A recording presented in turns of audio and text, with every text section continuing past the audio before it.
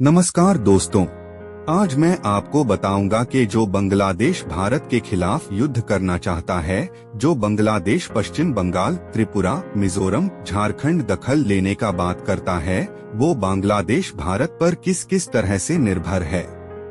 बांग्लादेश भारत से कई क्षेत्रों में सामान आयात करता है और भारत पर निर्भर है। आइए इसे हम विस्तार से समझते हैं। भारत बांग्लादेश के सबसे बड़ा व्यापारिक भागीदार है। बांग्लादेश कई आवश्यक वस्तुएं भारत से आयात करता है, जो इसके उद्योग, कृषि, ऊर्जा और जनजीवन के लिए महत्वपूर्ण हैं। एक, dependence on agricultural products. Bangladesh अपनी खाद्य सुरक्षा बनाए रखने के लिए भारत से चावल और गेहूं का आयात करता है। इसके अलावा वह बड़ी मात्रा में प्याज भी भारत से मंगाता है, और जब भारत प्याज के निर्यात पर प्रतिबंध लगाता है तो इसका सीधा प्रभाव बांग्लादेश के बाजार और आम जनता पर पड़ता है। चीनी और दाल जैसे उत्पादों के लिए भी भारत बांग्लादेश का एक प्रमुख स्रोत है। इसके साथ ही बांग्लादेश भारत से सब्जी, सेब, संतरा, अंगूर और अन्य मौसमी फलों का आयात भी करता है। भारत जब राइस और प्याज की एक्सपोर्ट बंद कर देता है, तब बांग्लादेश के बाजार में इन चीजों का दाम आग की तरह बढ़ता जाता है। 2. Dependence on industrial raw materials. Bangladesh औद्योगिक कच्चे माल के लिए भारत पर काफी हद तक निर्भर है। भारत से बांग्लादेश कपड़ा उद्योग के लिए कपड़े और धागे का आयात करता है, जो उसके गारमेंट उद्योग की रीढ़ है। इसके अलावा प्लास्टिक, रसायन, स्टील और सीमेंट जैसे निर्माण सामग्री भी भारत से आयात किए जाते हैं। फार्मास्यूटिकल उद्योग के लिए एक्टिव फार्मास्यूटिकल इंग्रेडिएंट्स, एपीआईज और अन्य कच्चे माल भी भारत से आते हैं। इन सामग्रियों की आपूर्ति बांग्लादेश के औद्योगिक उत्पादन को बनाए रखने और उसकी अर्थव्यवस्था को चलाने में महत्वपूर्ण भूमिका निभाती है।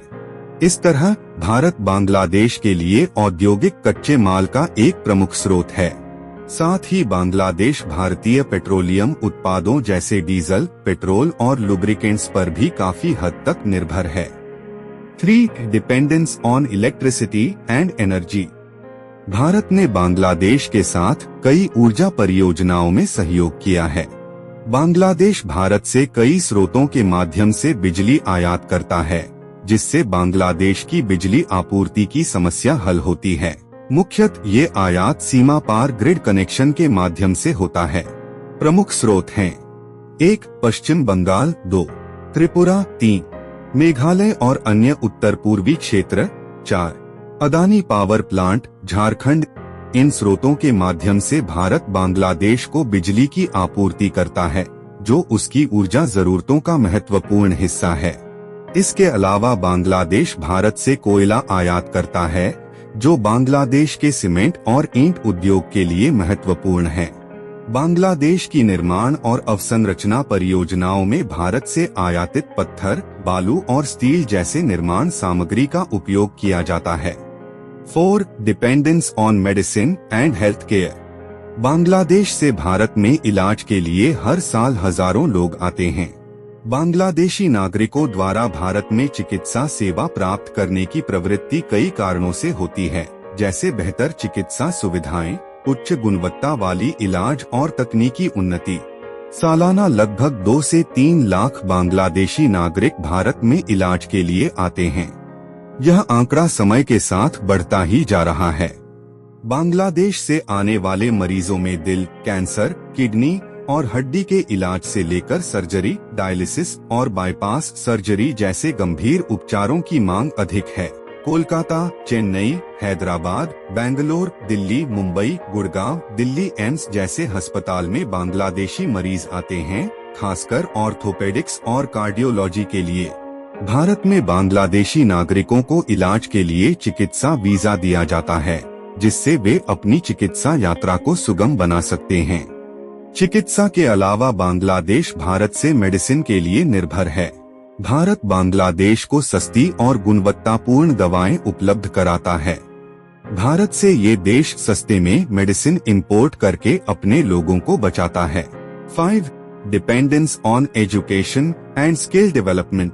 बांग्लादेश शिक्षा के क्षेत्र में भारत पर काफी निर्भर है, विशेषकर उच्च शिक्षा, छात्रवृत्तियों और शैक्षणिक सहयोग के लिए।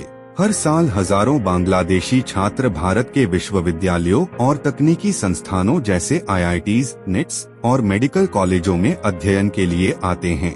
भारत सरकार की ICCR छात्रवृत्ति योजना बांग्लादेशी छात्रों को शैक्षणिक अवसर प्रदान करती है।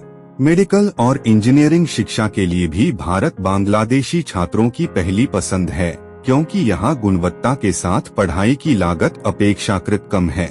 इसके अलावा अनुसंधान परियोजनाओं, फैकल्टी एक्सचेंज और वर्कशॉप जैसे शैक्षणिक सहयोग के माध्यम से दोनों देशों के संस्थान आपस में जुड़े हुए हैं।